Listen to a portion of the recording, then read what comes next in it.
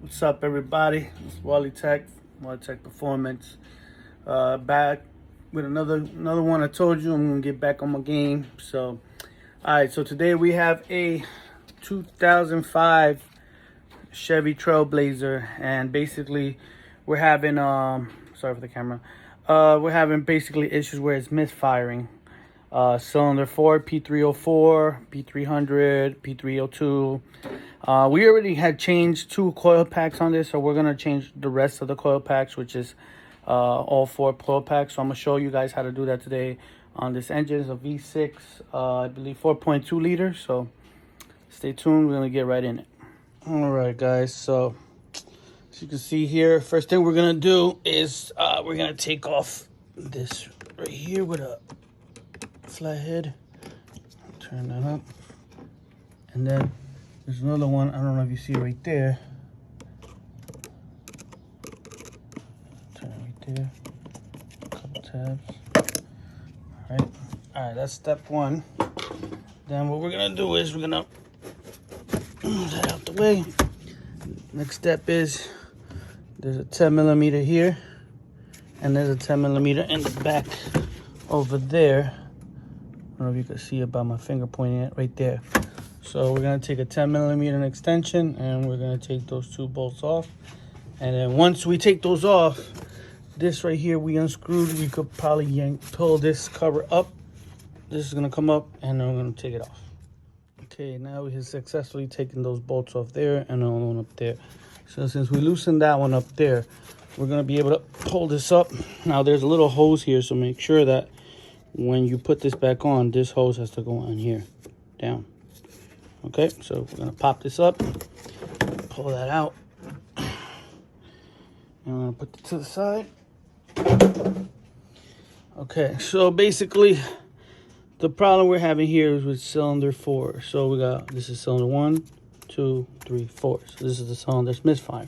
But what we're gonna do today is we're gonna change all. This one right here is new, as you can tell, compared to the other one. It looks newer.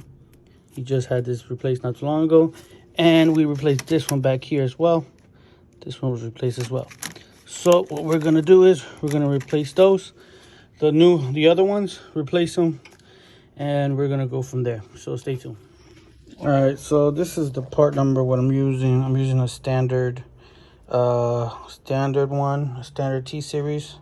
This is basically what it looks like, brand new coil. And basically also I will say that when you put these on, a little degreaser, electric degreaser will go in here, you know, helps it out in the future, so it'll come out easy and stuff like that. But this is the part number p0304. You go see, you usually find them on online or your parts store.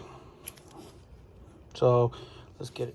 Alright, so I'm just gonna show you the easiest way on this one, because it's the easiest one here. So obviously, you know, what we're gonna do is gonna disconnect that. Okay, then we're gonna take a 10 millimeter. I'm gonna use my air ratchet, my electrical ratchet, make life easier. Alright, so what we're gonna do is 10 millimeter. All the way up. And then what we're gonna do is pull it up. So right there, and obviously take a look underneath, make sure that there's no oil in there. You know, you never know. Pretty dry up there. My bad. It's pretty dry. Spark plugs were actually kind of changed recently, so we know that. So now we're gonna change it up to the new coil. Alright, this is stuff I'm talking about, the electrical grease. So we're basically gonna put some of the electrical grease right in there. So I can't kind of do that and hold the phone. So I'm gonna just well, let's try them for the camera thing, but just gonna take a little dab in there. There we go, just a little dab. And then we're gonna put the new one on, like so. Make sure it fits.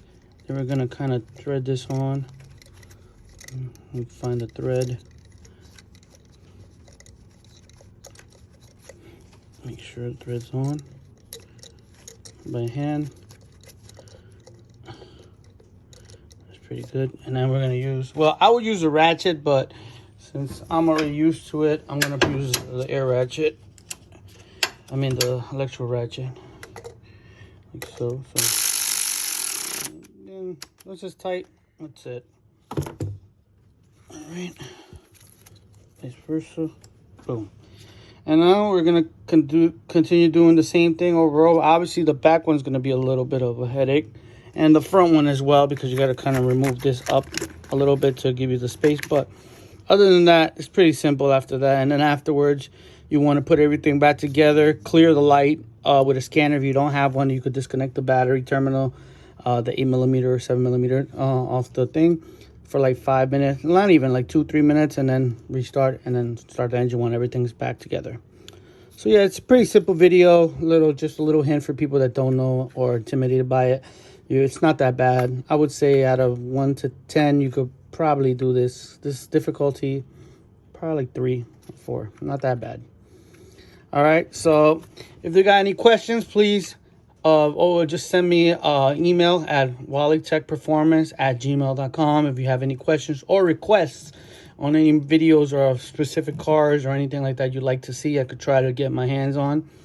And like I said, if you please give me a thumbs up and a like, and please subscribe so new videos will be coming soon. This is Wally Tech Performance, and we will be with more videos very soon. Let's catch you later.